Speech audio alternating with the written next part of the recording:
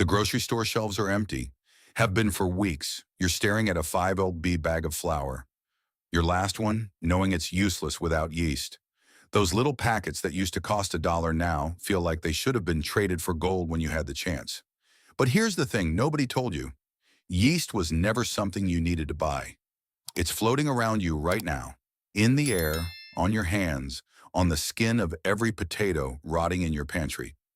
Wild yeast is everywhere, and it has been making bread for 10,000 years without a single trip to the baking aisle. You don't need packets, you need patience and some potato water. Let me show you how to build a biological perpetual motion machine that will bake bread for the rest of your life. The pioneers knew this. The 49ers hauling picks into the Sierra Nevada knew this. Sourdough miners kept their starters alive in leather pouches tucked right against their chest. Body heat keeping the culture warm through freezing mountain nights. Some of those starters were passed down for generations. There are bakeries today using cultures that trace their lineage back to the 1849 gold rush. That's not mythology, that's microbiology. A sourdough starter is a living ecosystem. It's wild yeast and lactobacillus bacteria working together in perfect symbiosis. The yeast produces carbon dioxide. That's what makes your bread rise. The bacteria produce lactic acid. That's what gives sourdough its signature tang. And more importantly, acts as a natural preservative. So this isn't just bread, it's bread that resists mold, digests easier, and requires no refrigeration to keep the culture alive. Commercial yeast is a single strain, bred for speed and nothing else. It dies fast, stores poorly, and when the supply chain breaks, you're done. Wild yeast is resilient. It adapts, it survives, and it is free. Here's how you capture it. Start with potatoes, it doesn't matter what kind. Russets, reds, those wrinkled ones you forgot about in the back of the cabinet. You can peel them or not, but try to keep the skins. The skin is where most of the wild yeast lives. Boil the potatoes in water. Not a lot of water, just enough to cover them. You're making mashed potatoes for yourself and medicine for your starter.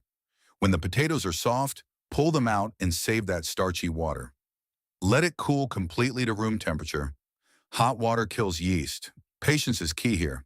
Now take a clean jar. Glass is best, but any container works as long as it's not metal.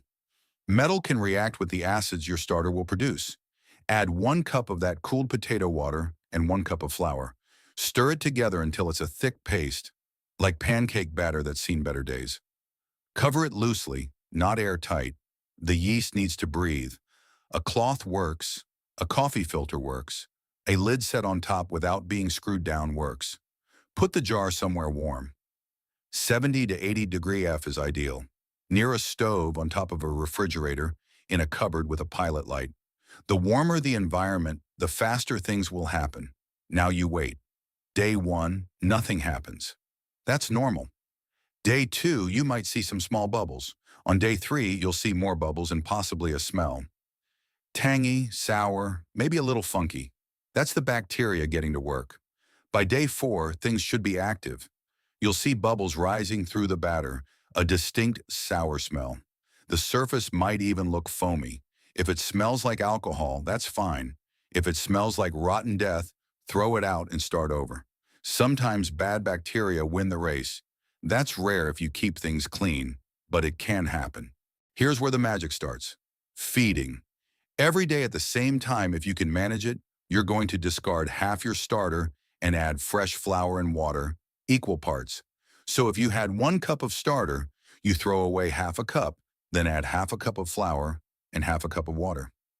Stir, cover, wait. Why discard? Because the yeast and bacteria are eating the flour and producing waste products. If you just keep adding food without removing some of the old culture, the acidity builds up too high and the population dies. Discarding keeps the pH balance and the ecosystem healthy. Think of it like changing the oil in an engine that runs on flour. By day 7, maybe 10, you'll have an active, bubbly living starter that reliably doubles in size within 4 to 6 hours of being fed. That's when you know it's ready. That's when it's strong enough to raise bread. And here's the beautiful part. It never stops.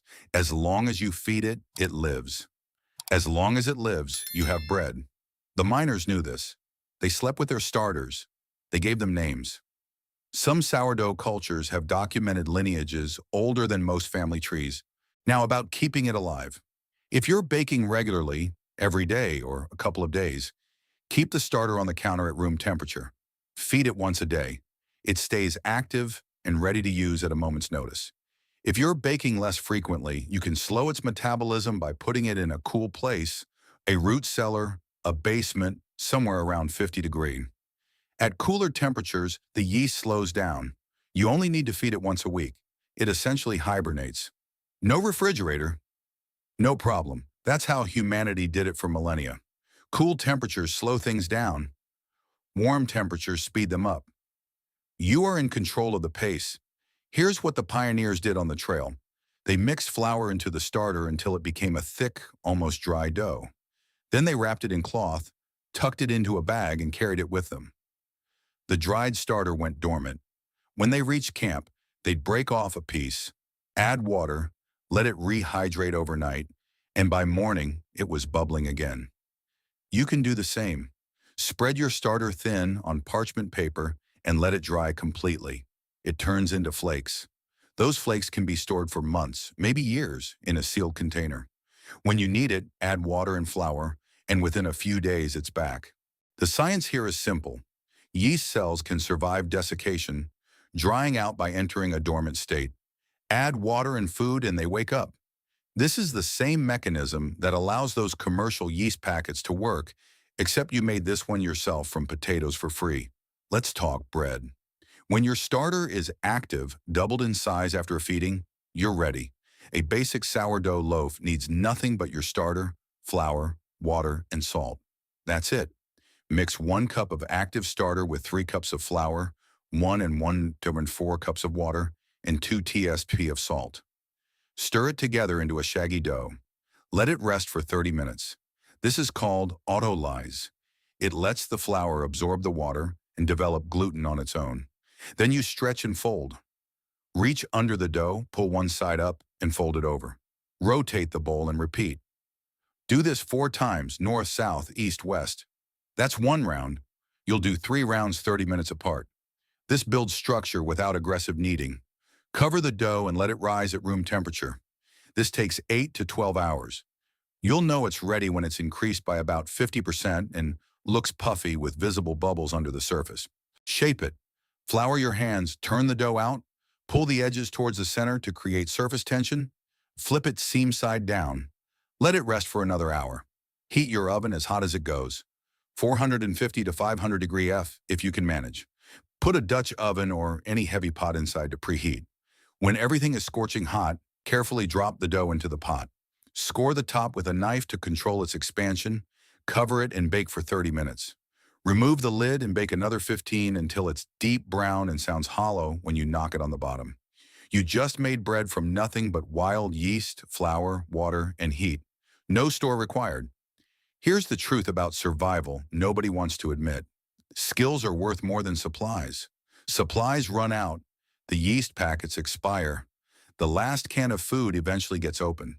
But knowledge, how to capture wild yeast, how to keep a culture alive, how to turn flour into food, that is forever. You're not dependent anymore. The grocery store can stay empty. The supply chain can collapse.